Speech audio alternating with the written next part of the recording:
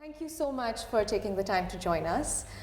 You've been involved in very large-scale projects that involve forging partnerships across the government, the private sector, the social sector. Has it been a challenge to align the interests of these disparate groups, and how do you build that into your strategy? Well, I think that's a great question. And first, let me say that we believe at the Rockefeller Foundation that if you want to drive major, big, sustainable change, you usually have to involve the private sector, government, civil society, and communities all together to work together towards that. What I have found actually is that aligning the incentives is not that hard. That can be determined up front. It's usually a pretty rational exercise. People can agree to the goals. What becomes harder is executing and maintaining that alignment to the incentives. Because what people don't spend enough time on is investing in understanding the cultural differences between these different sectors. So it's very easy at a high level for the senior people to align to a goal and then just task their teams to execute against it. But they speak different languages, they themselves are motivated by different goals, and they have different time frames. So what I find is that the time up front to align to incentives, you also have to invest time in aligning to the way that you will execute, understanding each other's values, and making sure that the execution approach is aligned in addition to the goals and incentives. Sure. So you've also talked about the link between resilience and innovation and the importance of innovation in such development initiatives. How do you think social sector and development programs should rationalize the risk that's associated with innovation? Certainly. So I think a lot of people talk about innovation and change as being risky. In my view, the status quo is risky. The world is changing very quickly. If you look at climate change, if you look at economic transformation, etc. So not innovating, in my view, is a very risky approach. So innovation, in some ways, isn't that risky. Now, having said that, anytime you drive change, there's risks, there's uncertainties. And that's where resilience becomes really important.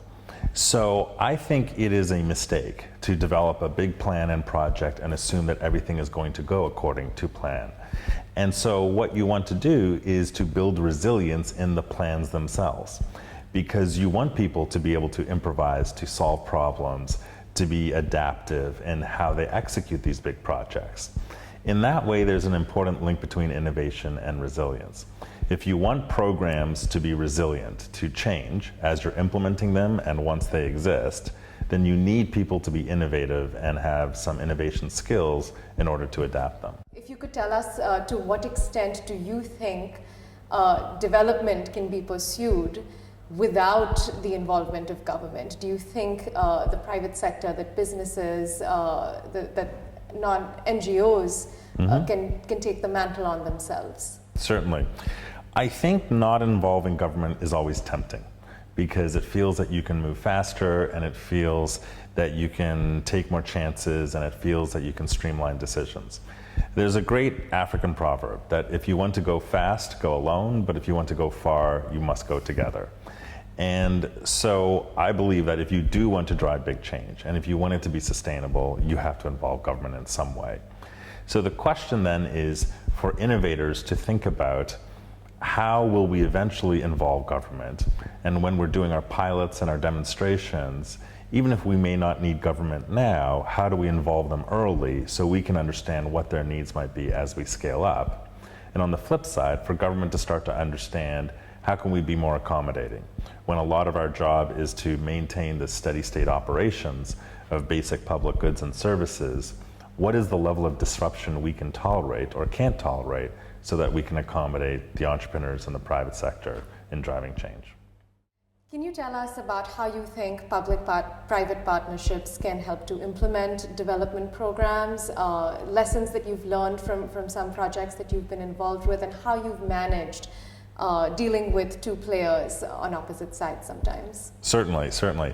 So I think when people talk about public-private partnerships, often they are talking about specific entities or secretariats that are created to coordinate between government and the private sector.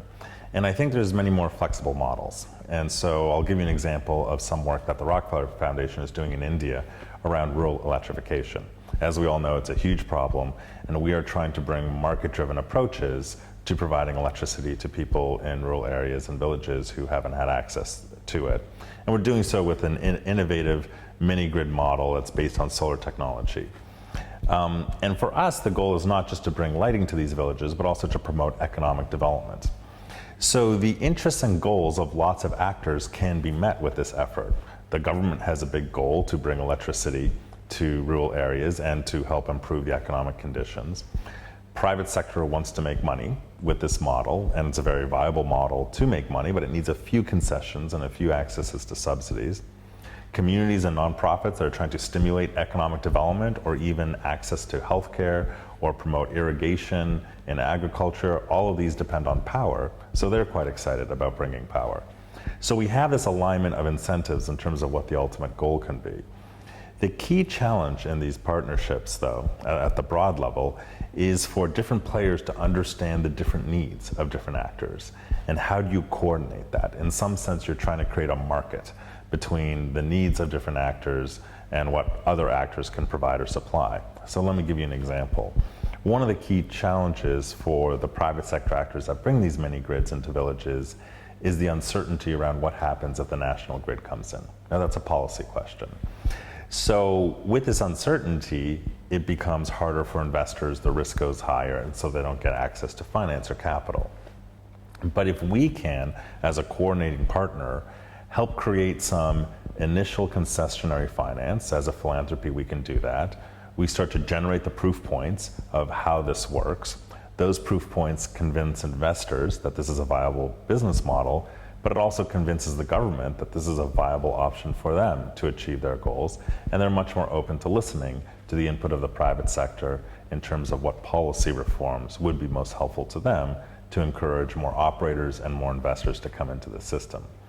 So there's a need for someone to play a role in coordinating all these bits of information, particularly when you're starting with an innovation and people still don't have the evidence base as to what works and what doesn't. So that kind of system coordination is another way to look at a private-public partnership outside of creating a new organization.